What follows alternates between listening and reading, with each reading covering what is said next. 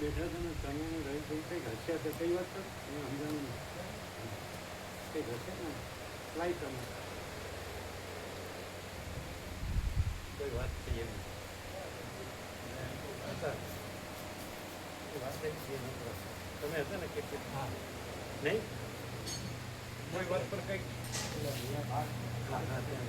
તમે થોડી વાર કંઈક બે જાણ કામ કરવું હશે તમે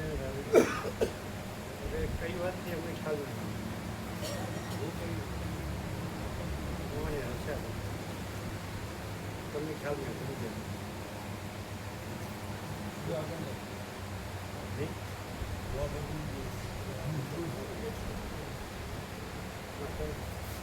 અમને ખ્યાલ ન ક્ષણિક જ ચલો એ અમે બેઠા આપણે બહાર બેઠા હા બહાર બેઠા આપણે પેલું શીખોની વિવેક તો બરાબર છે ને હા બરાબર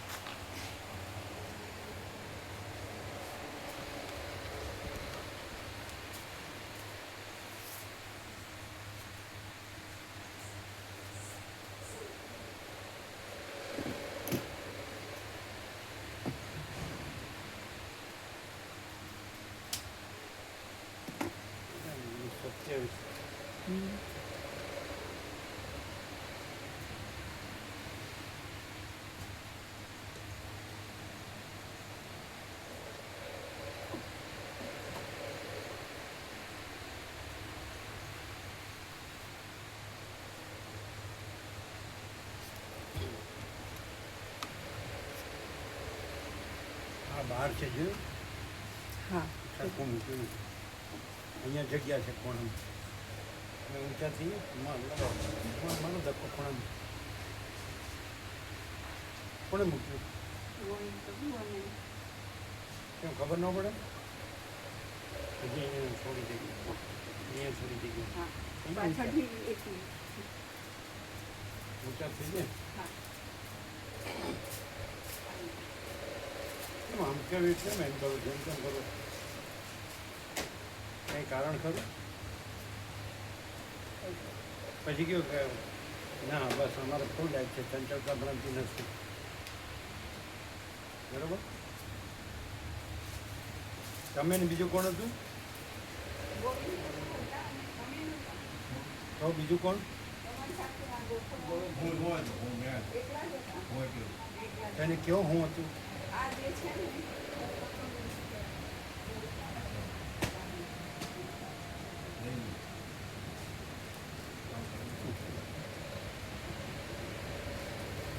હજી બાર છે ચલો અમે ઊભા છીએ અમારે સ્લીપર લાવો કેમ શું થાય છે કંઈ આમ મગજ બરાબર છે આ બહાર હતું ઘણું એટલે બહાર આટલું સરસ એક્યુરેટ આસન છે તો પણ એમાંય છે ઘણું આ બધું બતાડે છે કે તમારા ચિત્તની સ્થિરતા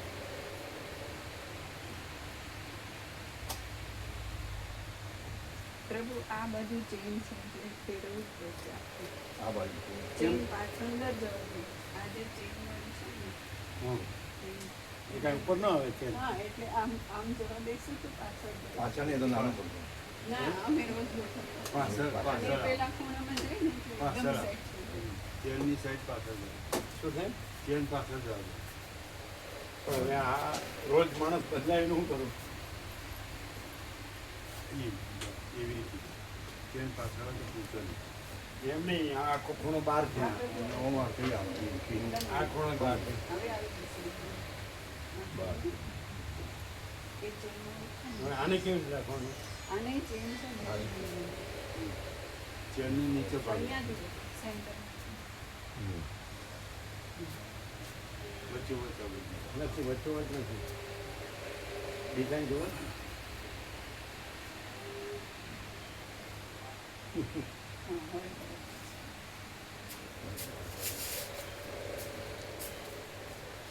આને ત્યાં આવી ગયું, ખૂણો પકડાઈ ગયો.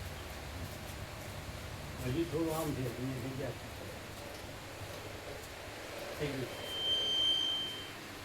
ચારે ખૂણામાં એક્ઝેક્ટ આવવું પડે.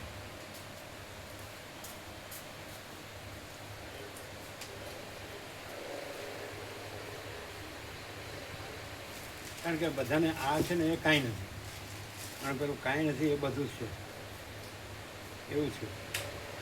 સમજે?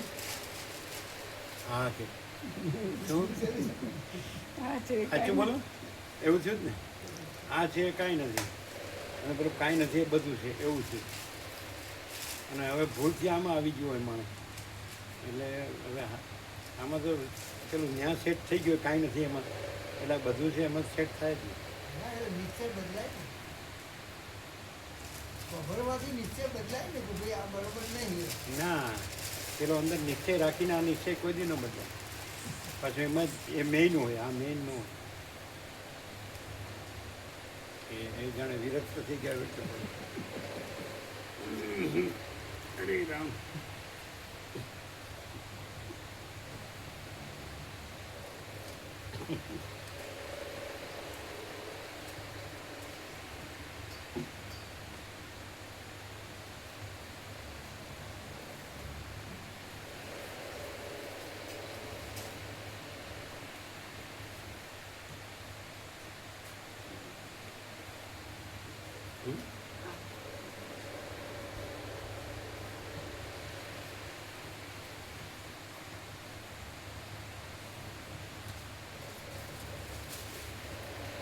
તો મરી ગયું છે આમાં. હવે એમાં પાછું અડધી જાય એટલે આ જે હોય એમાંથી દશા બગડે.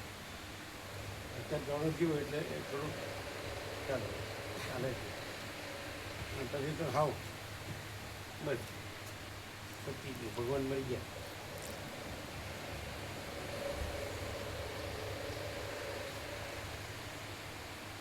તમે અમને ગમે એટલું સમજાવો, પણ અમારો જેવો અણસમજનો માણસ દુનિયામાં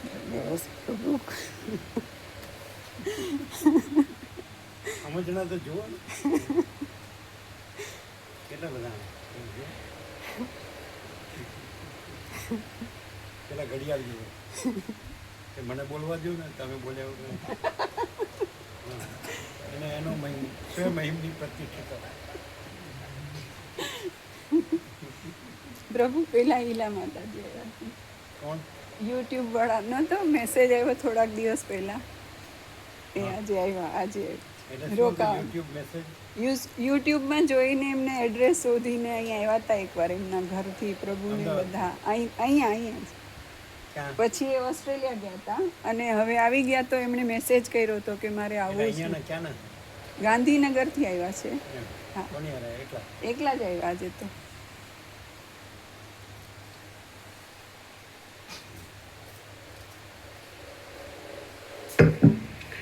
ઓમ ઓમ પરમ ચિદાકાશ, પરમ જ્યોતિ,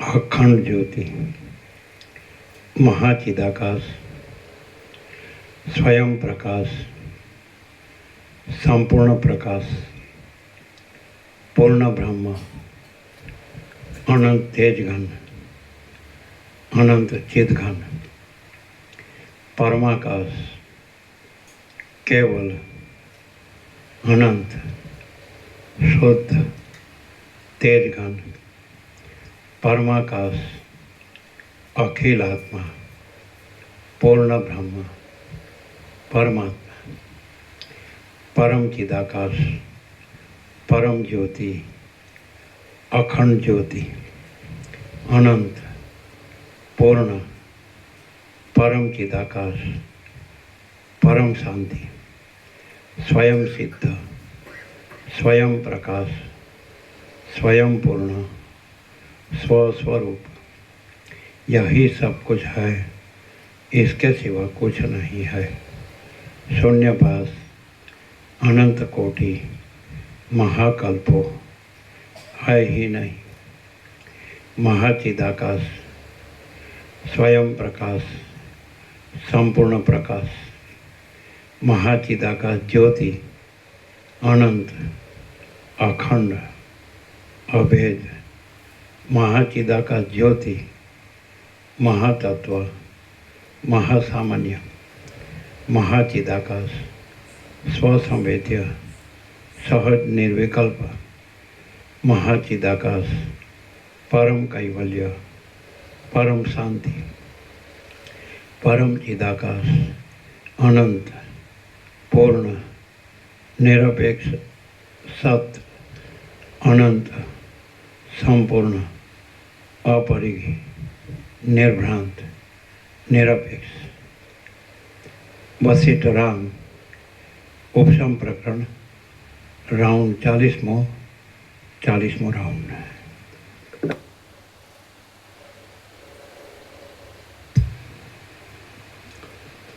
आद्य परब्रह्म सदगुरु देव की जय। ओम श्री परमात्मने नमः। सद्ग्रंथों में शिरोमणि श्री योग वासिष्ठ महारामायण उपशम प्रकरण सर्ग 32मो पेज नंबर 620 सर्ग 32मो प्रहलादे करेली विष्णु पूजा अने तेथी देवोने थयेलुं आश्चर्य। आ 32मा सर्गमां प्रहलादे करेली विष्णुनी मानसिक पूजा ते पछी दैत्यनी साथे करेली बाह्य पूजा अने આગલો સર બાકી નથી આગલો સર બાકી નથી થઈ ગયેલું સવારે થઈ ગયો હા થઈ ગયો ને हाँ। બરાબર ચાલો सर्ग 32मो प्रहलादे करेली विष्णु पूजा अने तेथी देवोने थयेलुं आश्चर्य। आ 32मा सर्गमां प्रहलादे करेली विष्णुनी मानसिक पूजा ते पछी दैत्योनी साथे करेली बाह्य पूजा अने ते पछी ए वात सांभळीने देवताओए नारायणने करेलो प्रश्न कहेवामां आवशे। वशिष्ठ बोल्या, हे राम, ए प्रमाणे प्रहलादे पोताना शरीरने भावनाथी नारायण रूप कर्યું અને પછી તે નારાયણનું પૂજન કરવાને માટે તેણે નીચે પ્રમાણે ચિંતવન કર્યું।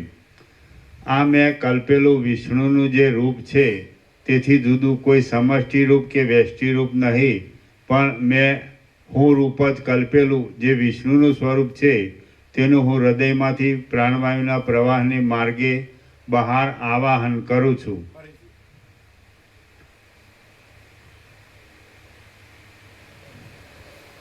वशिष्ठ बोल्या, हे राम, ए प्रमाणे प्रहलादे पोताना शरीरने भावनाथी नारायण रूप कर्યું અને પછી તે નારાયણનું પૂજન કરવાને માટે તેણે નીચે પ્રમાણે ચિંતવન કર્યું। આ મેં કલ્પેલું વિષ્ણુનું જે રૂપ છે તેથી જુદું કોઈ સમષ્ટિ રૂપ કે વ્યષ્ટિ રૂપ નહીં, પણ મેં હું રૂપ જ નહીં છે કે નથી નહીં છે નથી છે કે નહીં નહીં નહીં છે। પેલી નથી ના આવે? નથી આવે.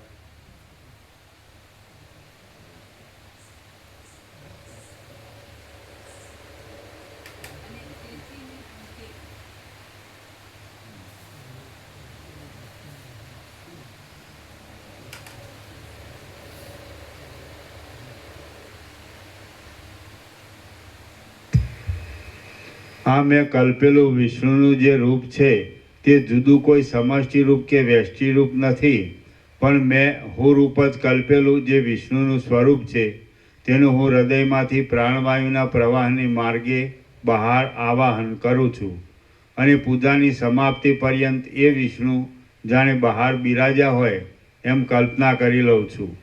એ ગરુડ ઉપર બિરાજેલા છે. ક્રિયાશક્તિ, જ્ઞાનશક્તિ, ઈચ્છાશક્તિ અને અનુગ્રહ શક્તિ એ 4 શક્તિઓથી સંપન્ન છે. શંખ, ચક્ર, ગદા તથા કમળને ધારણ કરનારા છે. શ્યામ શરીરવાળા છે અને 4 ભુજાઓવાળા છે. એ ચંદ્ર તથા સૂર્યરૂપી 2 નેત્રોવાળા છે. વક્ષસ્થળમાં લક્ષ્મીને ધારણ કરનારા છે. સુશોભિત નંદક નામના ખડગથી ભક્તજનોને આનંદ આપનારા છે. વિશાળ નેત્રોવાળા છે. સારંગ નામના ધનુષ્યને ધારણ કરનારા છે અને મહાકાંતિમાન છે.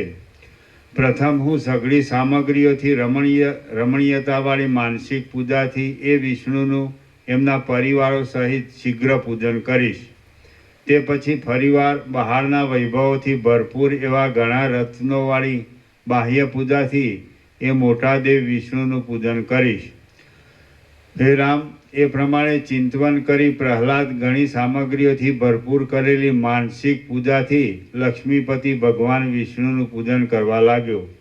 તેણે મનથી જ રત્નોના સમૂહોથી જડેલા પાત્રો વડે અભિષેક કર્યો, ચંદનાદિના લેપનો કર્યા, ધૂપો કર્યા, દીવાઓ કર્યા અને અનેક વૈભવોવાળા વિચિત્ર અલંકારો ધરાવ્યા.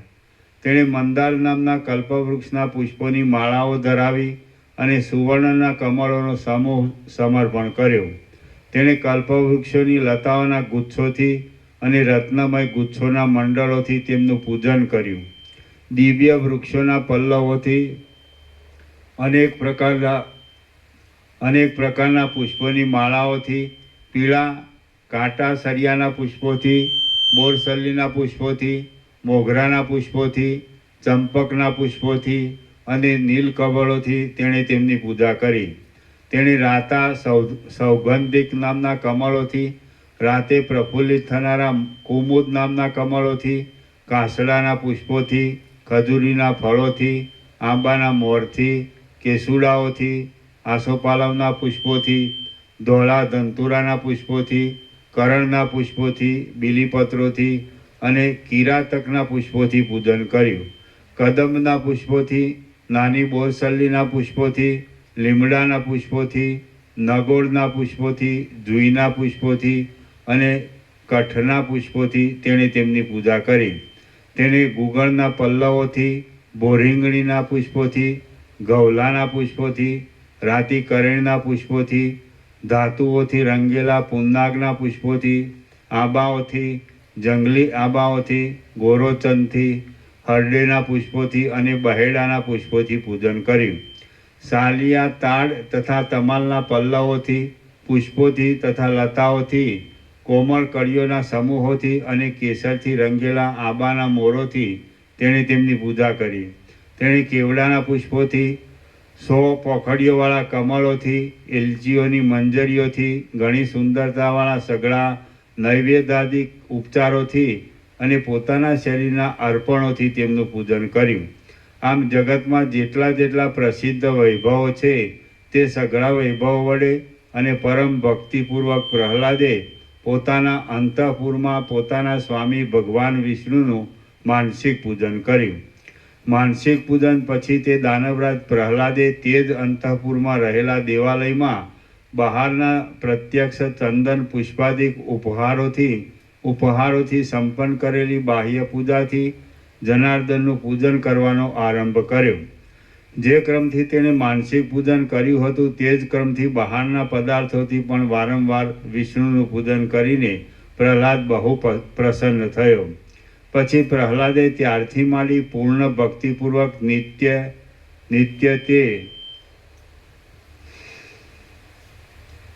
નિત્ય તે પ્રમાણે જ વિષ્ણુનું પૂજન કરવા માંડ્યું. પ્રહલાદની એ પદ્ધતિ જોઈને તે નગરમાં બીજા સઘળા દૈત્યો પણ ઉત્તમ વૈષ્ણવો થયા. રાજા સદાચારથી વર્તે તો સઘળી પ્રજા પણ સદાચારથી વર્તે એ સ્વાભાવિક જ છે. હે રામ, સઘળા દૈત્યો વિષ્ણુના દ્વેષને ત્યજી દઈને વિષ્ણુના ભક્ત થયા છે એ વાત અંતરિક્ષમાં પહોંચી અને સ્વર્ગલોકમાં પણ પહોંચી ગઈ. હે રામ, મરુદગણો સહિત ઇન્દ્ર આદિ દેવો એ વાતથી વિસ્મય પામ્યા કે દૈત્યોએ તે વળી વિષ્ણુની ભક્તિ કેમ સ્વીકારી હશે. આમ વિસ્મયથી આકુર થયેલા તે દેવો સ્વર્ગલોકમાંથી નીકળ્યા અને ક્ષીરસાગરમાં શેષનાગના શરીર પર બિરાજેલા તે સમર વિજયી શ્રી વિષ્ણુ પાસે ગયા. ત્યાં જઈને તેમણે વિષ્ણુને દૈત્યોનું સઘળું વૃત્તાંત કહી સંભળાવ્યું અને પછી એમને નીચે પ્રમાણે અપૂર્વ વિસ્મયની વાત પૂછી. દેવતાઓ બોલ્યા, હે ભગવાન, દૈત્યો તો સર્વદા આપના દ્વેષી જ હતા. તેઓ હમણાં આપના અત્યંત ભક્ત થઈ ગયા છે એ શું? આ તો આપની માયા હોય એમ જણાય છે. અત્યંત દુરાચારવાળા અને ધર્મના દ્રઢ માર્ગોને પણ તોડી નાખનારા દૈત્યો ક્યાં અને છેલ્લા ઉત્તમ જન્મોમાં જ મળે એવી જનાર્દનની ભક્તિ ક્યાં? હે ભગવાન, પામર પુરુષ ગુણવાન થયો એ વાત ઉત્પાત રૂપે સમય વિના થયેલી પુષ્પોની પંક્તિની પેઠે સુખદાયી પણ થાય છે અને દુઃખદાયી પણ થાય છે. જ્યાં જે યોગ્ય ન હોય ત્યાં તે શોભતું નથી. જેમ કે કાચના સમૂહની મધ્યમાં મહામૂલ્યમાન મણિ શોભે નહીં. જે જીવ જે પંક્તિનો હોય તે જીવ તે પંક્તિમાં શોભે. જો કે કૂતરા અને બકરા સમાન કદના હોય છે તો પણ બકરાઓની પંક્તિમાં કૂતરો શોભે જ નહીં. અનુચિત છતાં પરસ્પર સંબંધ પામેલી વસ્તુઓને જોવાથી જેવું દુઃખ ઉત્પન્ન થાય છે તેવું દુઃખ શરીરમાં વજ્ર જેવી તીખી સોયો ભોકાવાથી પણ થતું નથી. જે પદાર્થ જ્યાં યોગ્યતાથી રહેવો ઘટતો હોય તે પદાર્થ ત્યાં જ શોભે અને ત્યાં જ તે નિંદાને પાત્ર થાય નહીં. કમળ તો જળમાં જ શોભે પણ જમીન પર શોભે નહીં. જો કમળ સ્થળમાં ઉગે તો તે નિંદાને પાત્ર જ થાય. અધમ પામરની રીતભાતવાળો સર્વદા નીચ કાર્યોમાં રુચિ રાખનારો અને હીન જાતિવાળો તુચ્છ દાનવ ક્યાં અને આપની ભક્તિ ક્યાં? દાનવનું અને આપની ભક્તિનું પરસ્પર ચોકઠું બેસે જ કેવી રીતે? હે પ્રભુ, જેમ કઠિન તથા તપેલી ખારી ધરતીમાં કમલીની ઉગી છે એ વાત અયોગ્ય ઘટનાવાળી હોવાને લીધે સાંભળનારાઓને સુખ આપતી નથી, તેમ દૈત્ય વિષ્ણુનો ભક્ત થયો છે એ વાત પણ અમને સુખ આપતી નથી. શ્રી યોગ વાસિષ્ઠ મહારામાયણમાં ઉપશમ પ્રકરણનો વિબુધ વાક્ય નામનો સર્ગ 32મો સમાપ્ત. સર્ગ 33મો. પ્રહલાદે વિષ્ણુ ભગવાનની સ્તુતિ કરી.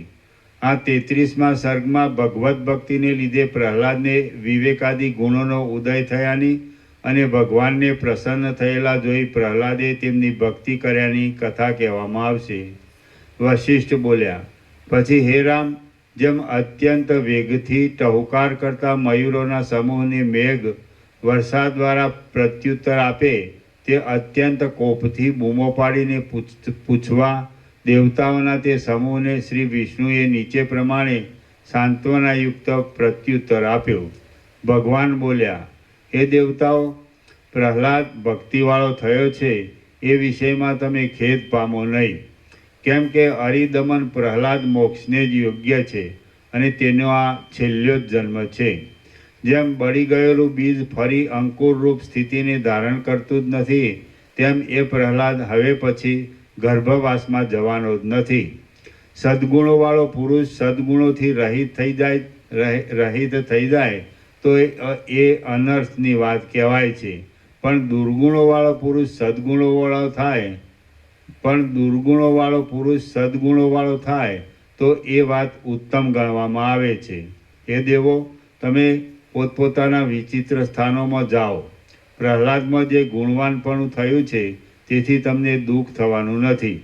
વશિષ્ઠ બોલ્યા, હે રામ, જેમ જળાશયના કિનારે ઉત્પન્ન થયેલા તમાલનો નીલગુચ્છ જળાશયના તરંગોમાં અંતર્ધાન થઈ જાય છે, તેમ વિષ્ણુ ભગવાન દેવતાઓને આટલા વચન કહીને ક્ષીરસાગરના તરંગોમાં અંતર્ધાન થઈ ગયા.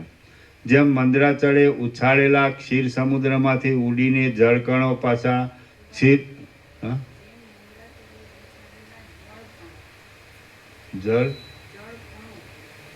જળ અણુમાંથી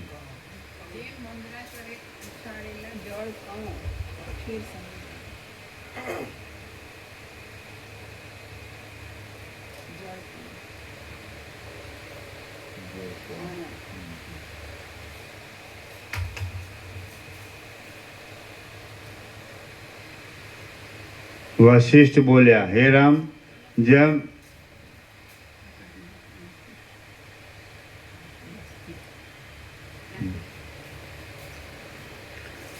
વશિષ્ઠ બોલ્યા,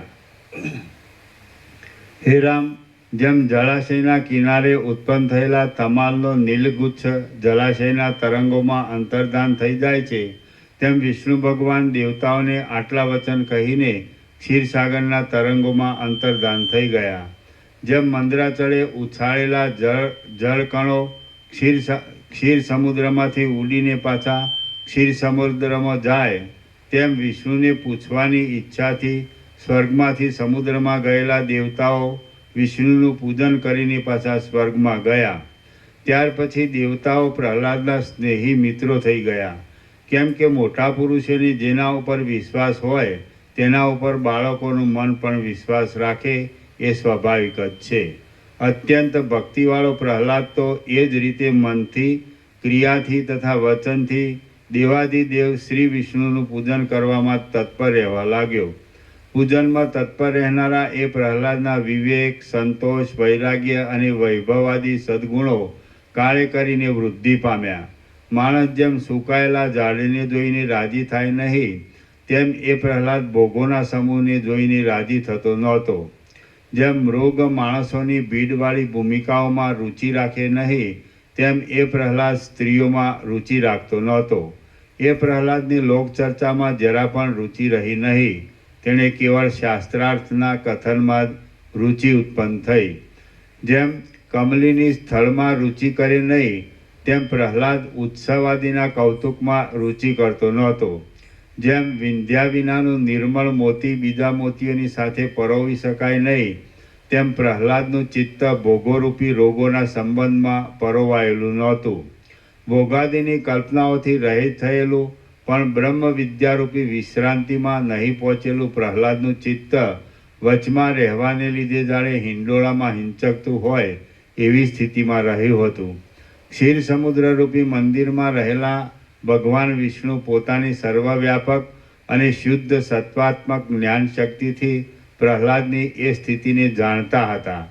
પછી ભક્ત લોકોને આનંદ આપનારા શ્રી વિષ્ણુ પાતાળના માર્ગમાંથી પ્રહલાદના પૂજન કરવાના દેવાલયમાં પ્રહલાદના આવ્યા પહેલાં જ પધાર્યા.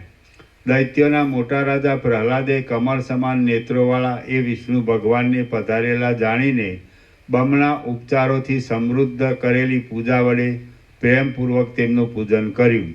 પૂજાના ઘરમાં પધારીને પ્રત્યક્ષ રીતે બિરાજેલા એ વિષ્ણુ ભગવાનને જોઈને પ્રહલાદ અત્યંત પ્રસન્ન થયો અને ભક્તિભરી વાણીથી નીચે પ્રમાણે તેમની સ્તુતિ કરવા લાગ્યો. પ્રહલાદ બોલ્યો, આપ ત્રૈલોક્યની સ્થિતિના સુંદર ભંડારરૂપ છો, સઘળા દોષોને હરનાર છો, સ્વયં પ્રકાશ છો, અનાથના નાથ છો, શરણાગતનું અત્યંત રક્ષણ કરનારા છો, સઘળી શક્તિઓથી સંપન્ન છો, દુઃખોને ટાળનારા છો, અજન્મા છો, સર્વદા સ્વરૂપમાં જ રહેલા છો અને સર્વ લોકોના ઈશ્વર છો. હું આપને શરણે આવું છું. આપ કુવલય નામના કમળ જેવા તથા નીલમણી જેવા શ્યામ છો. શરદ ઋતુથી નિર્મળ થયેલા આકાશના ગર્ભ જેવા શ્યામ છો. ભ્રમરોની અંધકારની તથા કાજળની કાંતિ જેવા કાંતિવાળા છો અને કમળને, ચક્રને તથા ગદાને ધારણ કરનારા છો. હું આપને શરણે આવું છું. આપ નિર્મળ છો, ભ્રમરના સમૂહ જેવા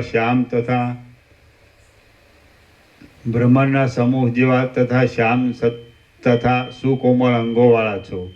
ધોળી પોખડીઓવાળા કમળની કળી જેવા શંખને ધારણ કરનારા છો. નાભી કમળમાં વેદરૂપી ગુંજારવ કરનારા બ્રહ્મારૂપી ભ્રમરને ધરનારા છો અને ભક્તજનોના હૃદય કમળોની પાખડીઓમાં રહેનારા છો. હું આપને શરણે આવું છું. આપ શરદ ઋતુનું આકાશ છો. તે ધોળા નખોના સમૂહરૂપી તારાઓથી સંયુક્ત છે. મંદ હાસ્યથી શ્વેત લાગતા મુખરૂપી પૂર્ણચંદ્રના બિંબવાળું છે અને હૃદયમાં રહેતા કૌસ્તુભ મણિના કિરણોના સમૂહરૂપી મંદાકિની આકાશ ગંગાવાળું છે. હું આપને શરણે આવું છું. સર્જાયેલી સઘળી ગાઢ સૃષ્ટિ પણ આપનામાં મુક્તપણે જ રહે છે. આપ કદી પણ જન્મતા નથી અને કદી પણ વૃદ્ધિ પામતા નથી. આપ સર્વવ્યાપક છો, અનંત છો અને ઉત્તમ ગુણોથી આપ અનાદિ શરીરવાળા સુશોભિત છો અને પ્રલયકાળમાં વડના પાંદડામાં શયન કરનારા બાલ મુકુંદ છો. હું આપને શરણે આવું છું. નવા પ્રફુલ્લિત થયેલા નાભિકમળના પરાગોથી પીળા શરીરવાળા, લક્ષ્મીના પ્રકાશતા શરીરથી શણગારેલા વક્ષસ્થળવાળા, સાયંકાળ જેવા રાતા કેસરી ચંદનના લેપવાળા અને સુવર્ણ જેવા પીળા વસ્ત્રોથી શોભી રહેલા આપ પ્રભુને હું શરણે આવું છું.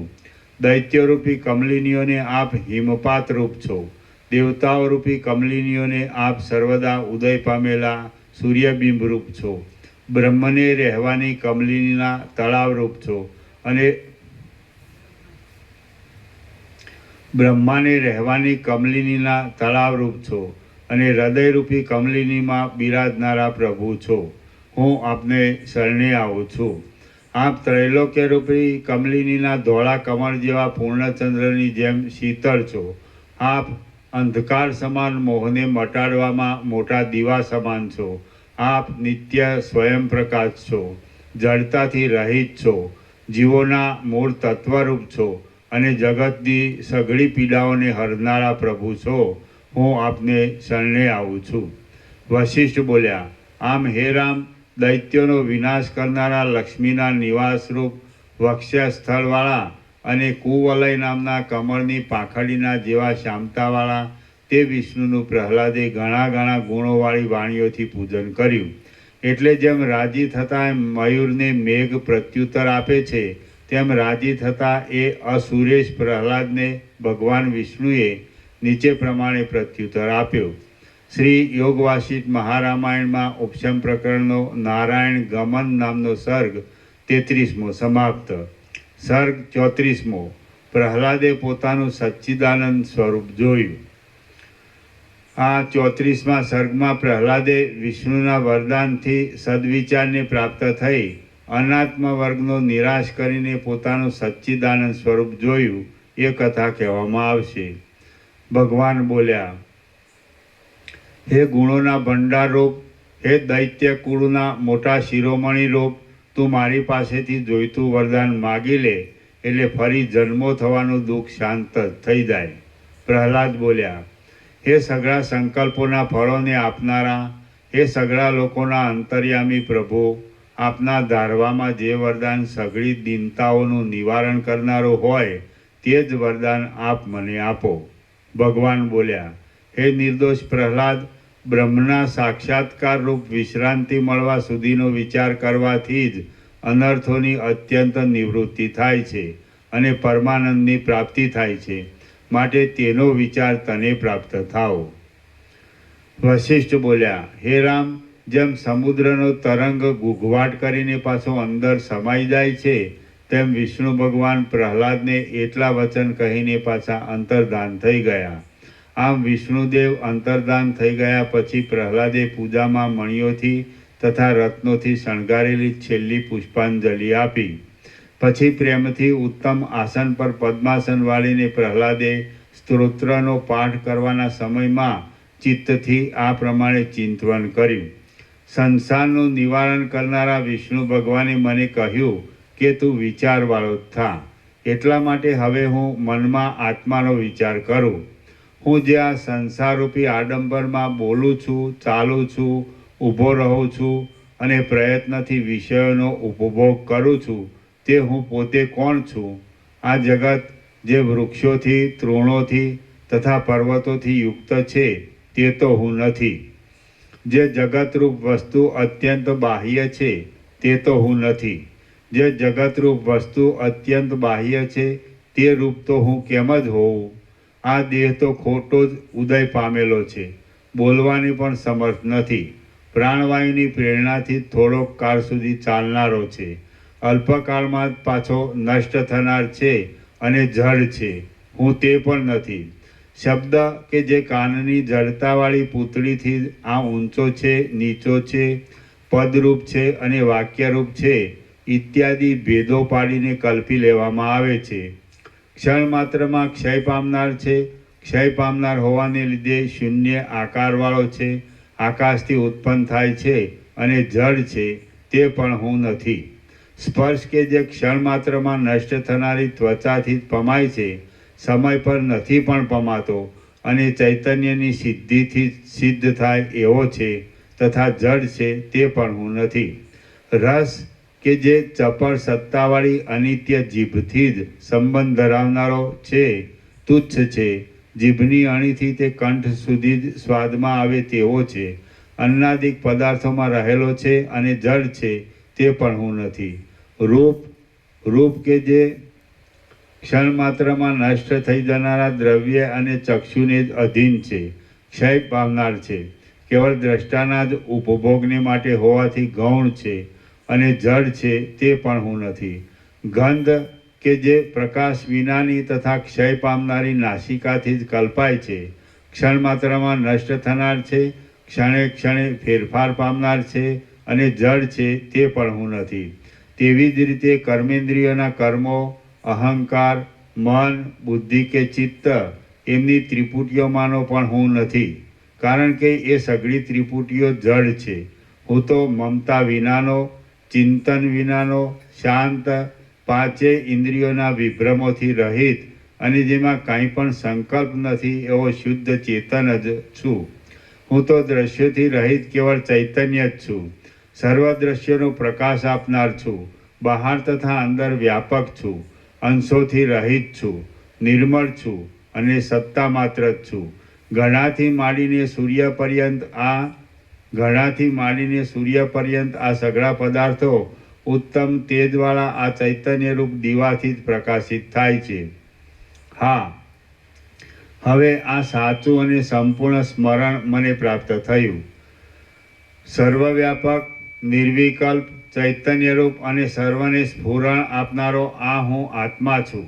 જેમ અંદર રહેલા પ્રકાશરૂપ તેજથી અંગારાઓના કણોની પંક્તિઓ સ્ફુરે છે, તેમ આ સંસારમાં આ ચૈતન્યથી જ વિચિત્ર પ્રકારની ઇન્દ્રિયોની વૃત્તિઓ સ્ફુરે છે.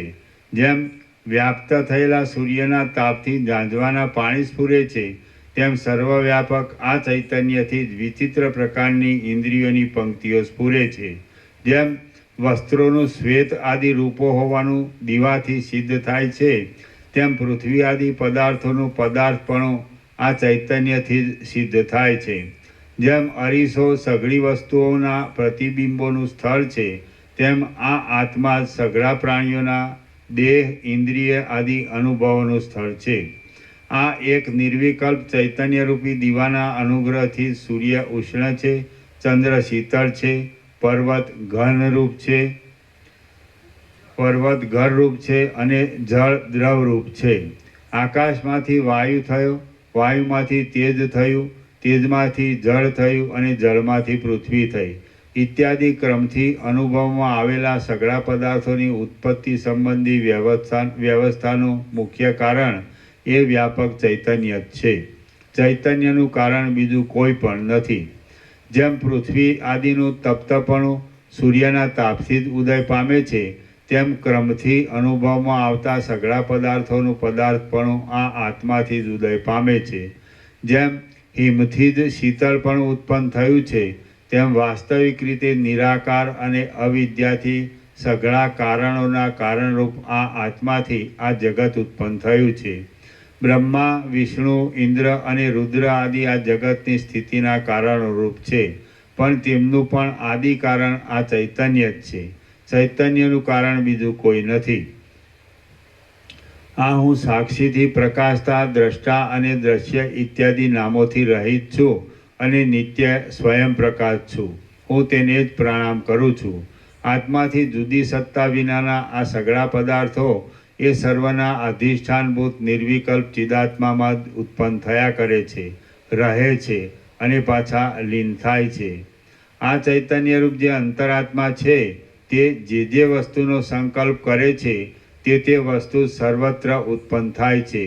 એ વસ્તુ સૂક્ષ્મરૂપથી કારણમાં રહેલી હોય તો પણ આત્માના સંકલ્પ વિના પ્રકટ થાય નહીં. ચૈતન્ય જે વસ્તુને સ્ફુરણ તથા સત્તા આપીને સંકલ્પથી પ્રકટ કરે છે તે જ વસ્તુ વ્યવહારના વિષયપણાને પ્રાપ્ત થાય છે. ચૈતન્ય જે વસ્તુને સ્ફુરણ તથા સત્તા આપીને સંકલ્પથી પ્રકટ કરતું નથી તે વસ્તુ કદાચ હોય તો પણ નષ્ટ જ છે.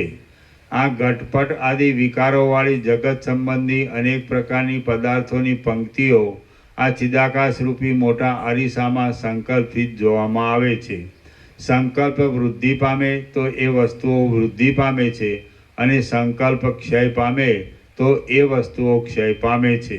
જેમ સૂર્યનું પ્રતિબિંબ અનિર્વચનીય છે તેમ આત્મામાં રહેલું આ કાર્યકારણરૂપ જગત પણ અનિર્વચનીય છે. આ ચૈતન્ય જો કે સઘળા પ્રાણીઓને અદ્રશ્ય છે તો પણ જેમનું ચિત્ત ગલિત થયું હોય છે તેમને તે દ્રશ્ય છે. મહાત્મા પુરુષો જ આ અતિ નિર્મળ પરમ ચિદાકાશને જુએ છે. વ્યવહારોરૂપી ભ્રમરોવાળી અનેક દ્રશ્યોરૂપી આ સુંદર મંજરી આ આત્મારૂપી વૃક્ષમાંથી ઉદય પામે છે. જેમ વિચિત્ર પ્રકારના વૃક્ષ તથા ઝાડાવાળી વનોની પંક્તિ પર્વતમાંથી ઉદય પામે છે તેમ આ સંસારરૂપી ચપળ રચના આ ચૈતન્યમાં ઉદય પામે છે. બ્રહ્માંડમાં રહેનારા બ્રહ્માથી માંડીને તે તૃણ પર્યંતના પદાર્થમાં જે સત્તા અને સ્ફુરણ છે તે આત્મામાં જ છે. માટે સર્વમાં આ એક જ ચિદાત્મા પ્રકાશે છે. આ હું એક જ છું, સર્વમાં વ્યાપક છું અને સઘળા સ્થાવર જંગમોની અંદર અનુભવ રૂપે રહ્યો છું. હું જે ચૈતન્ય છું તેના જ આ સંખ્યા આદિથી રહિત એવા સ્થાવર જંગમ નામના ઘણા શરીરો છે. મારાથી અન્ય કોઈ અનુભવ ઘટતો નથી. એથી આ હું એક જ સ્વયં પ્રકાશ અનુભવરૂપ છું. દ્રષ્ટા, દર્શન અને દ્રશ્ય આદિ સઘળી ત્રિપુટીઓ મારાથી જ પ્રકાશે છે. માટે સર્વના હસ્તોથી હું હજારો હસ્તોવાળો છું અને સર્વના નેત્રોથી હું હજારો નેત્રોવાળો છું. સર્વના હસ્તો એ જ મારા હસ્તો છે અને સર્વના નેત્રો એ જ મારા નેત્રો છે. આ હું જ આકાશમાં સુંદર સૂર્યરૂપે વિહાર કરું છું અને હું જ આકાશમાં વાયુરૂપે વિહાર કરું છું. સર્વ અવયવોમાં શ્યામતાવાળા શંખ, ચક્ર તથા ગદાને ધારણ કરનારા અને સંપૂર્ણતાવાળા સઘળા સૌભાગ્યની પરાકાષ્ઠારૂપ આ વિષ્ણુ સ્વરૂપે હું જ જગતમાં વ્યવહાર કરું છું. કમળરૂપી આસન પર બેસનારા, નિર્વિકલ્પ સમાધિમાં રહેનારા અને પરમ આનંદને પ્રાપ્ત થયેલા બ્રહ્મા રૂપે હું એ જ વિષ્ણુની નાભીમાં ઉત્પન્ન થયેલો છું. હું જ ત્રિનેત્ર મૂર્તિથી ગૌરીના મુખ કમળને ચુંબન કરતો ભ્રમર છું. જેમ કાચબો પોતાના અંગોને સમેટી લે છે તેમ હું જ સૃષ્ટિના અંત સમયે આ જગતને સમેટી લઉં છું. જેમ તપસ્વી પૂર્વના ક્રમથી પ્રાપ્ત થયેલા પોતાના મઠને પાળે છે તેમ હું જ મન્વંતરના ક્રમથી પ્રાપ્ત થયેલા આ ત્રૈલોક્યના સઘળા રાજ્યને ઇન્દ્ર રૂપે પાળું છું. સઘળા દેહોને ધારણ કરનારા હોવાને લીધે સ્ત્રી પણ હું છું, પુરુષ પણ હું છું અને વૃદ્ધ પણ હું છું. હું જ સર્વ સ્વરૂપે રહેલો છું. હું જ સર્વ સ્વરૂપે થયેલો છું. હું જ સર્વ સ્વરૂપે થયેલો છું. જેમ કૂવો પોતાની ભૂમિમાંથી લતાને પ્રકટ કરે છે તેમ રસરૂપે રહેલો હું જ પોતાના સ્વરૂપભૂત ચૈતન્યરૂપી ભૂમિમાંથી ખડ લતાઓ અને ઝાડાને પ્રકટ કરું છું. જેમ બાળક પોતાની રમતને માટે કાદવનું રમકડું બનાવે છે, તેમ મેં મારી લીલાને માટે આ જગતના આડંબરરૂપી રમકડું બનાવ્યું છે. આ સર્વ દ્રશ્યોમાં હું જ વ્યાપક છું. મને પ્રાપ્ત થઈને દ્રશ્યોની સત્તા અદૃશ્ય થઈ જાય છે. મેં પોતાના તત્વને સમજીને છોડી દીધેલું આ જગત વ્યવહારમાં રહે છે તો પણ કાંઈ જ નથી. હું રૂપી મોટા ચૈતન્યમય અરીસામાં જે પ્રતિબિંબિત થયું છે તે સઘળું મારાથી જુદું છે જ નહીં. કાંઈ પણ મારાથી જુદું હોવાનો સંભવ જ નથી. હું જ પુષ્પોમાં સુગંધરૂપ છું અને પુષ્પોમાં તથા પાંદડાઓમાં કાંતિરૂપ હું જ છું. કાંતિમાં જે રૂપ છે તે હું છું અને રૂપોમાં પણ જે અનુભવ છે તે હું જ છું. આ સ્થાવર જંગમ જગતરૂપ જે કાંઈ દ્રશ્ય છે તે સઘળાના અધિષ્ઠાનરૂપ અને સઘળા સંકલ્પોથી રહિત પરમ ચૈતન્ય તત્વ હું જ છું. જે પહેલી રસ શક્તિ છે તે જ જળના સમૂહરૂપ થાય છે. પછી જળના સમૂહરૂપ થયેલ એ જ શક્તિ વૃક્ષોમાં શાખાઓ આદિની ઉત્પત્તિના કારણ રૂપે તથા ભીંતોમાં ખડ આદિની ઉત્પત્તિના કારણ રૂપે ફેલાયેલી છે. તે જ પ્રમાણે હું સઘળા પદાર્થોમાં તે કાર્યોની ઉત્પત્તિના કારણ રૂપે ફેલાયેલો છું. હું સર્વ પદાર્થોની અંદર ઉત્કૃષ્ટ સત્તા રૂપે રહેલો છું અને પોતાના સંકલ્પથી શરીરોમાં પ્રવેશ કરીને જુદા જુદા જીવો રૂપે દેખાવ આપું છું. જેમ દૂધની અંદર ઘી રહેલું છે અને જળની અંદર રસ રહેલો છે, તેમ સઘળા પદાર્થોની અંદર હું જ સત્તા રૂપે અને સ્ફુરણ રૂપે રહેલો છું. જેમ ખડ કાષ્ઠ તથા ઢેફા આદિ સઘળું પૃથ્વીમાં રહેલું છે, તેમ ભૂત ભવિષ્ય અને વર્તમાન કાળનું આ જળ જગત મારા સ્વરૂપમાં જ એક ભાગમાં રહેલું છે.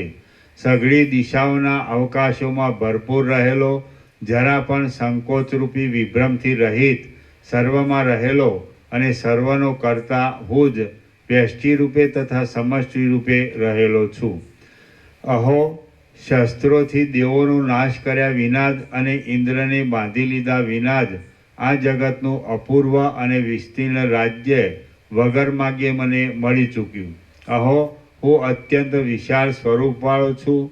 જેમ કલ્પના અંતે પવને ચલાયમાન કરેલો પ્રલય સાગર પોતાનામાં સમાય નહીં, તેમ હું પણ પોતાથી પોતામાં સમાતો નથી. જેમ ક્ષીરસાગરમાં ફરનારો અલ્પગતિવાળો સર્પ ક્ષીરસાગરના અંતને પામે નહીં, તેમ સ્વસ્થ અને અંદર પોતાની મેળે નિરતિશય આનંદરૂપે અનુભવમાં આવેલા મારા સ્વરૂપમાં રહેલો હું મારા સ્વરૂપના અંતને પામતો નથી. આ મારા સ્વરૂપમાં કલ્પાયેલી બ્રહ્માંડરૂપી ગુફા તો બહુ જ નાની અને સાંકડી છે. કારણ કે જેમ હાથી બીલામાં સમાય નહીં, તેમ મારું વિસ્તીર્ણ સ્વરૂપ આ બ્રહ્માંડમાં સમાતું નથી. મારું રૂપ બ્રહ્મલોકથી પેલી પાર અને બ્રહ્મલોકની પણ ઉપર રહેલા સઘળા તત્વોની પણ પેલી પાર આગળ વધતું જાય છે. તે હજી સુધી પાછું વળતું નથી. કૌંસમાં વાસ્તવિક વિસ્તારની આ આગળ વધતા જવા રૂપે કલ્પના છે એમ સમજવું. આટલા કાળ સુધી આ દેહાદી હું છું એવી ખોટી કલ્પના મને ક્યાંથી થઈ હતી? હું કે જે છેડા વિનાના આકારવાળો છું તેનું એ કલ્પનાથી તો સ્વલ્પપણું થઈ ગયું હતું. આ તું છે અને આ હું છું એ તો ખોટી ભ્રાંતિ જ છે. દેહ કોણ છે? અદેહ કોણ? મૂવો કોણ છે અને જીવતો પણ કોણ છે? કશું નથી. જો દેહ તથા પ્રાણ સિદ્ધ થાય તો જ એ સઘળું સંભવિત છે, પણ દેહ તથા પ્રાણ પોતે મુદ્દલ સિદ્ધ જ થતા નથી. બિચારા મારા બાપ દાદાઓ ક્ષુદ્ર બુદ્ધિવાળા જ હતા કે જેઓ આ બ્રહ્મ વિદ્યારૂપી ચક્રવર્તીપણાને ત્યજીને સંસારની ભૂમિકાઓમાં જ રમ્યા હતા. બ્રહ્મપણાથી ઉન્નતિ પામેલો અને ભરપૂરપણાવાળો આ મોટો વિચાર ક્યાં અને ભયંકર આશાઓને લીધે સર્પો જેવા ભયંકર રાજ્યના વૈભવો ક્યાં? અનંત આનંદનો ઉપભોગ આપનારો અને પરમ ઉપશમથી શોભનારો આ શુદ્ધ ચૈતન્યમય વિચાર સઘળા વિચારોથી ઉત્કૃષ્ટ છે. હું સઘળા પદાર્થોની અંદર સત્તા રૂપે રહેલો છું, દ્રશ્યોથી રહિત ચૈતન્ય રૂપ છું અને સઘળા જીવોના સ્વરૂપભૂત છું. માટે હું મને જ વારંવાર પ્રણામ કરું છું. જેમ ખાધેલા અન્નને પચાવી દેવામાં આવે તેમ જેણે સંસારને પચાવી દીધો છે તેવો હું જન્મરહિત થયો છું. સઘળા અનર્થોની વૃત્તિ નિવૃત્તિને પ્રાપ્ત થયો છું. જે પામવાનું છે તેને પામી ચૂક્યો છું. જીવનને સફળ કરી ચૂક્યો છું. મહાત્મા થયો છું અને સર્વથી ઉત્તમ થયો છું. આ બોધરૂપી અવિચળ અને ઉત્તમ સામ્રાજ્યને સર્વ બ્રહ્માંડોના અધિપતિપણાને ત્યજીને હું હવે રમણીયતા વિનાની અને મહાદુઃખરૂપી રાજ્યની વિભૂતિઓમાં રમીશ નહીં. મારો પિતા કે જે પોતાના આત્માને નહીં સમજેલો હોવાને લીધે લાકડા, જળ કે પથ્થરના બનાવેલા કિલ્લાઓનો આશ્રય લઈને પૃથ્વીમાં તળ સ્વામીપણાના અભિમાનથી રોળાયા કરતો હતો અને તેથી જ એક નીચ દાનવરૂપ તુચ્છ કીડા જેવો જ રહ્યો હતો. તેને ધિક્કાર છે. મારા પિતાએ મોટી ભૂલ કરીને જીવતા સુધી અવિદ્યામય શરીરને અવિદ્યામય પદાર્થોથી તૃપ્ત કર્યું. એ તે શું કર્યું? મારો પિતા હિરણ્યકશિપુ કેટલાયક વર્ષો સુધી આ ત્રૈલોક્યની લક્ષ્મીરૂપી નાની ઝૂંપડીને ભોગવીને એવું કયું યોગ્ય ફળ પામ્યો કે જેથી સઘળા અનર્થોની નિવૃત્તિ થાય? મારા પિતાએ આ આનંદનો સ્વાદ નહીં લેતા જગતના સેંકડો રાજ્યોનો સ્વાદ લીધો તો પણ કશો સ્વાદ લીધો નથી. જે પુરુષ આ બ્રહ્મ વિદ્યારૂપી પરમ અમૃતને પ્રાપ્ત થઈને અંદર ભરપૂર થયો હોય તે પુરુષ સંસાર સંબંધી કોઈપણ સુખને પામ્યો ન હોય તો પણ સંપૂર્ણ અખંડિત સુખને પામ્યો છે. જે પુરુષ આ બ્રહ્મ વિદ્યારૂપી પરમ અમૃતને પ્રાપ્ત થઈને અંદર ભરપૂર થયો હોય તે પુરુષ સંસાર સંબંધી કોઈપણ સુખને પામ્યો ન હોય તો પણ સંપૂર્ણ અખંડિત સુખને પામ્યો છે. જે પુરુષ આ ઉત્તમ પદનો ત્યાગ કરીને સંસાર સંબંધી અલ્પ સુખમાં રુચિ કરે તે મૂર્ખ કહેવાય, પંડિત કહેવાય નહીં. ઊંટ જ દ્રાક્ષના સુંદર વેલાને ત્યજીને કાંટાઓમાં આસક્ત થાય. બીજામાં કોઈ આસક્ત થાય નહીં. આ સર્વોત્તમ વિચાર ત્યજીને ક્ષુદ્ર રાજ્યમાં તે કોણ રમે? કયો સમજુ પુરુષ શેરડીના રસને છોડીને કડવા લીમડાનો રસ પીવે? મારા સઘળા બાપદાદાઓ મૂર્ખ જ હતા, કારણ કે તેઓ આ વિચારને ત્યજીને રાજ્યના સંકટમાં જ રમ્યા હતા. આ જ્ઞાન સંબંધી શીતળ વિચારો ક્યાં અને દેહાદિક ભોગ્ય પદાર્થોમાં અહમતા મમતાઓ ક્યાં? પ્રફુલ્લિત નંદનવનના પ્રદેશો ક્યાં અને સૂર્યના કિરણોથી બળેલા નિર્જન દેશના પ્રદેશો ક્યાં? જેથી રાજ્યની ઈચ્છા પણ કાંઈ રહે નહીં તેવું સઘળું સંપૂર્ણ સુખ આ ચૈતન્યમાં છે. તો એ ચૈતન્ય તત્વનો અનુભવ શા માટે કરવો નહીં? ચૈતન્ય જ કે જે સર્વમાં રહેલું છે, સ્વસ્થ છે, સમ છે, નિર્વિકાર છે અને સર્વરૂપ છે. તેથી જ સર્વકાળમાં સઘળી રીતનું સંપૂર્ણ સુખ સારી પેઠે મળે છે.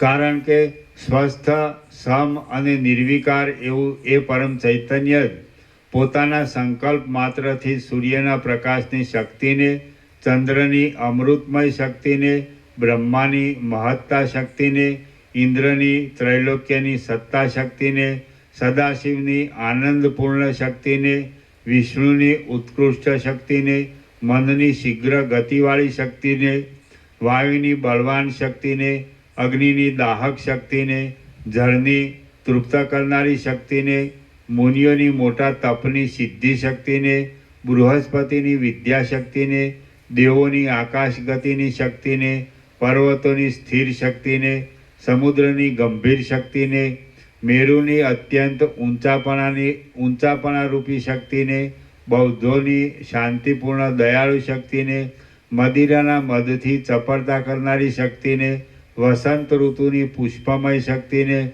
વર્ષા ઋતુની વાદળાના ગડગડાટવાળી શક્તિને, યક્ષોની માયાવી શક્તિને, આકાશની નિર્લેપ શક્તિને, હિમની શીતળ શક્તિને અને ઉનાળાની તપ્ત શક્તિને ઉત્પન્ન કરનાર છે.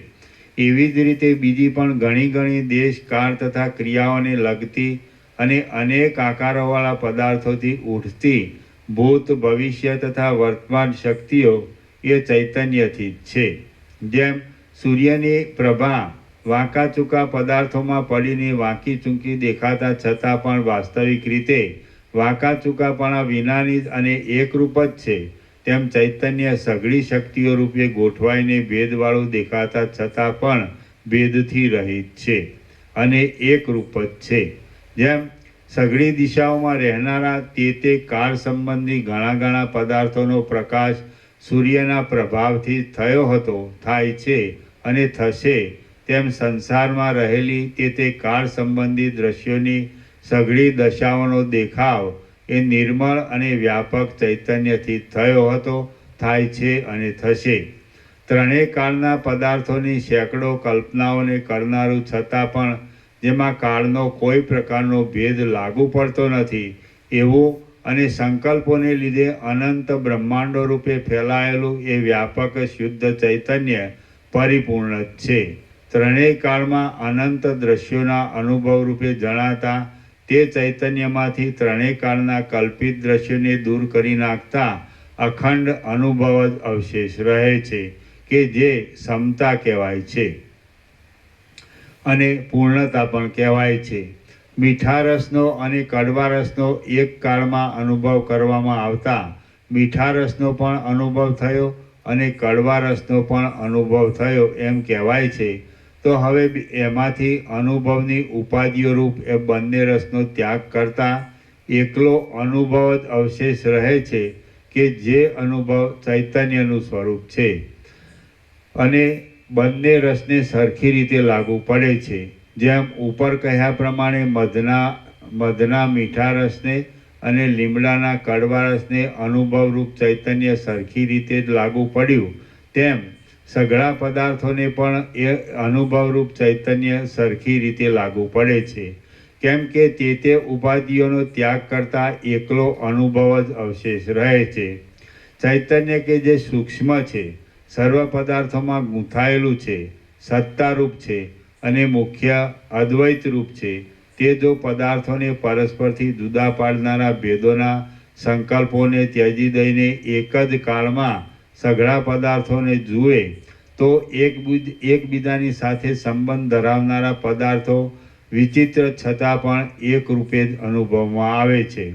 હવે ભેદોના સંકલ્પનો ત્યાગ કરવાનો ઉપાય હું કહું છું તે સાંભળો. કોઈ પણ દ્રશ્ય છે જ નહીં એમ દ્રશ્ય માત્રના અભાવનો આશ્રય કરવાથી ચિત્ત તરત જ શોક તથા મોહ આદિ પરિણામોને ત્યજી દે છે અને એવી રીતે દ્રશ્ય માત્રને મિથ્યા સમજીને સર્વના અધિષ્ઠાનરૂપ સચ્ચિદાનંદ આત્માને જોવાથી ચિત્ત રાગ આદિ દોષોને પણ ત્યજી દે છે. આ રીતે રાગ આદિ છૂટી જવાથી ભેદોના સંકલ્પોનો ત્યાગ થાય છે. ચૈતન્ય જો વર્તમાન દ્રશ્યોની ઉપેક્ષા કરે અને ભૂત તથા ભવિષ્ય દ્રશ્યોની વાસનાઓ રૂપ બંધનોથી રહિત થાય, એટલે ત્રણેય કાળ ઉપર ધ્યાન આપે નહીં, તો તે ચૈતન્યની સમતા જ અવશેષ રહે છે. ચૈતન્ય જો એ પોતાની સત્ય સમતારૂપી સ્થિતિમાં રહે તો વાણીથી ન સમજાવાને લીધે જાણે સર્વદા અસત હોય એવું થઈ જાય છે અને જાણે શૂન્યપણાને પામ્યું હોય એવું થઈને રહે છે. એ ચૈતન્ય આત્મા કહેવાય છે તથા બ્રહ્મ પણ કહેવાય છે. અપવાદ દ્રષ્ટિથી જોતા એ ચૈતન્ય કોઈ રૂપ નથી અને આરોપ દ્રષ્ટિથી જોતા એ ચૈતન્ય સર્વરૂપ પણ છે. સઘળા દ્રશ્યોનો અત્યંત બાદ થઈ જતા અખંડ રૂપે અવશેષ રહેનારું એ જે પરમ ચૈતન્ય છે તે જ મોક્ષ એ નામથી કહેવામાં આવે છે. જેમ પડળવાળું નેત્ર મંદ પ્રકાશવાળું હોવાને લીધે કોઈ પદાર્થના સ્વરૂપને બરાબર જોઈ શકતું નથી, તેમ એ આત્મા જો સંકલ્પોથી યુક્ત હોય તો મંદ પ્રકાશવાળો થવાને લીધે આ જગતના પોતાથી અભિન્નપણાને જોઈ શકતો નથી. જે આત્મા પોતામાં સારા અને નરસા સંકલ્પોરૂપી મેલોવાળો હોય તે આત્મા જેમ પાસથી બંધાયેલું પક્ષી આકાશમાં ચડી શકતું નથી તેમ બ્રહ્મ વિદ્યામાં ચડી શકતો નથી. આ જે લોકો છે તેઓ જેમ આંધળા પક્ષીઓ જાળોમાં પડે છે તેમ સંકલ્પોની ભાંજગળને લીધે જ મોહરૂપી જાળોમાં પડેલા છે. મારા બાપ દાદાઓ સંકલ્પોરૂપી જાળોમાં વીંટાઈને વિષયરૂપી ખાડાઓમાં જ પડ્યા હતા. તેથી તેઓએ આ ઉપદ્રવો વિનાનો માર્ગ જોયો જ નહોતો. જેમ કેટલાક દિવસ સુધી દેખવામાં આવેલા મચ્છરો ખાડાઓમાં જ નાશ પામે છે, તેમ કેટલાક દિવસો સુધી લોકોના જોવામાં આવેલા એ મારા બિચારા બાપ દાદાઓ પૃથ્વી ઉપર જ નષ્ટ થઈ ગયા છે. ભોગોરૂપી દુઃખોને જ માગનારા એ દુર્બુદ્ધિવાળા લોકો જો આ તત્વને સમજ્યા હોત તો જન્મ મરણરૂપી ઊંડી ખાડીઓમાં પડત નહીં. સર્વ લોકો રાગદ્વેષથી ઉઠેલા સુખ દુઃખાદિના ભ્રમથી ધરતીના દરોમાં રહેનારા કીડાઓ જેવા થઈ ગયા છે. જે પુરુષના આ સારું છે અને આ ખરાબ છે એવા આકારોવાળા સંકલ્પો રૂપી ઝાંઝવાના જળ સત્ય જ્ઞાનરૂપી વરસાદથી શાંત થઈ ગયા હોય તે પુરુષનું જીવવું સફળ છે. જે પુરુષના આ સારું છે અને આ ખરાબ છે એવા આકારોવાળા સંકલ્પોરૂપી ઝાંઝવાના જળ સત્ય જ્ઞાનરૂપી વરસાદથી શાંત થઈ ગયા હોય તે પુરુષનું જીવવું સફળ છે. આ શુદ્ધ અને અખંડ નિર્મળ સ્વરૂપવાળા ચૈતન્યમાં સંકલ્પો સંભવે જ કેમ? નિર્મળ ચાંદનીમાં જરા પણ ગરમ પ્રકાશ સંભવે જ કેવી રીતે? મુદ્દલ સંભવે જ નહીં, માટે છે જ નહીં. એવી રીતનો સત્ય બોધ પ્રાપ્ત થવાથી સંકલ્પો શાંત થઈ જાય છે. હું રૂપ આત્મા કે જે અખંડ ચૈતન્ય સ્વરૂપ છે તેને હું પ્રણામ કરું છું. જગતને પ્રકાશ આપવામાં મણિની ઉપમા ધરાવનારા હે દેવ આત્મા, અહો તમે ઘણે કાળે જાણવામાં આવ્યા છો. હે આત્મા, તમે ઘણે સમયે જણાયા છો, મળ્યા છો, ઉદય પામ્યા છો અને વિકલ્પોમાંથી દૂર કાઢવામાં આવ્યા છો. હવે તમે જે છો તે જ છો. હું તમને પ્રણામ કરું છું. હે આત્મા, હું રૂપ તમે કે જે અંત વિનાના છો, હું રૂપ તમે કે જે આનંદ રસથી ભરપૂર છો, હું રૂપ તમે કે જે બ્રહ્માદિના પણ પ્રકાશક છો, અને હું રૂપ તમે કે જે સર્વથી ન્યારા પરમાત્મા છો, તેમને હું પ્રણામ કરું છું. મારું પોતાનું સ્વરૂપ કે જે સંકલ્પરૂપી આવરણ ટળી જવાને લીધે વાદળારૂપી આવરણ વિનાના પૂર્ણચંદ્ર જેવું થયું છે. પોતાના જ આનંદ રસથી ભરપૂર બીજા કોઈના પણ આધાર વિના પોતાથી જ રહેલું છે. સ્વયં પ્રકાશ છે અને સ્વતંત્ર છે, તેને હું પ્રણામ કરું છું. શ્રી યોગ વાસિષ્ઠ મહારામાયણમાં ઉપશમ પ્રકરણનો પ્રહલાદ આત્મોપદેશ યોગ નામનો સર્ગ 34મો સમાપ્ત. ઓમ ઓમ ઓમ. 630.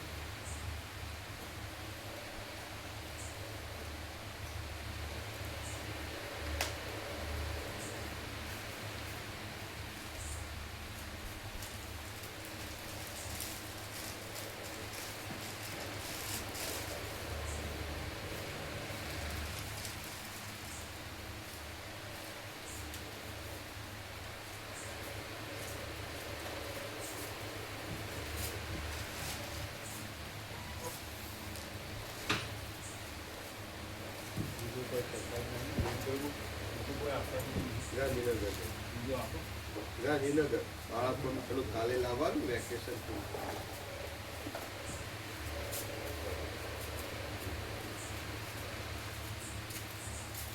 કાલે લાઇટોનું ને સવારે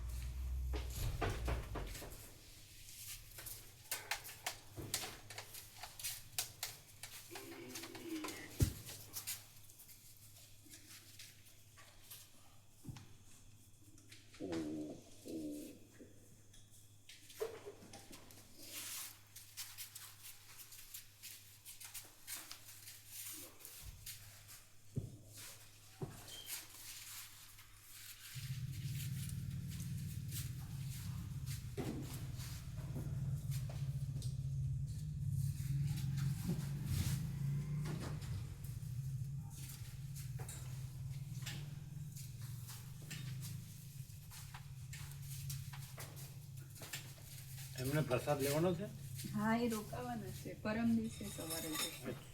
બેસવર કરવાના, એ તો હજી અમે આપીએ પત્રિકા ને બધું પછી પત્રિકા આપી હા આપી એટલે પછી એમને નિત્ય દર્શન નિત્ય દર્શન નિત્ય દર્શન આપો, પત્રિકા આપો.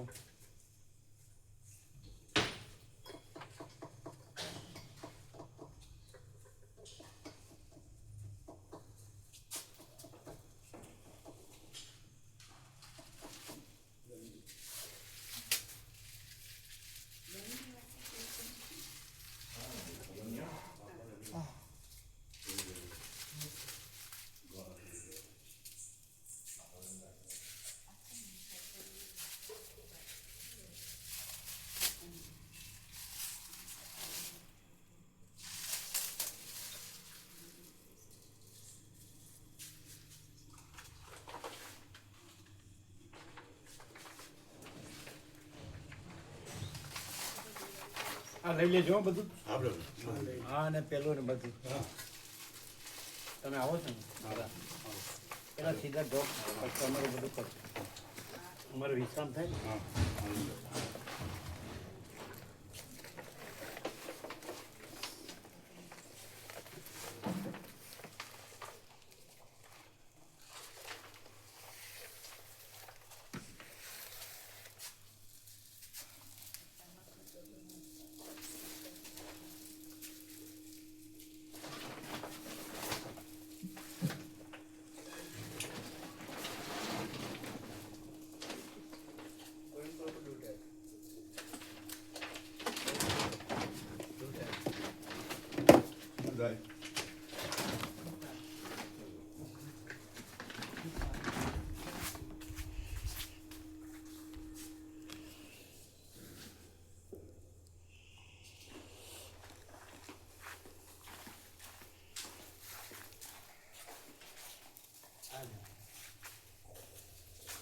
બોલાવી વાંચો.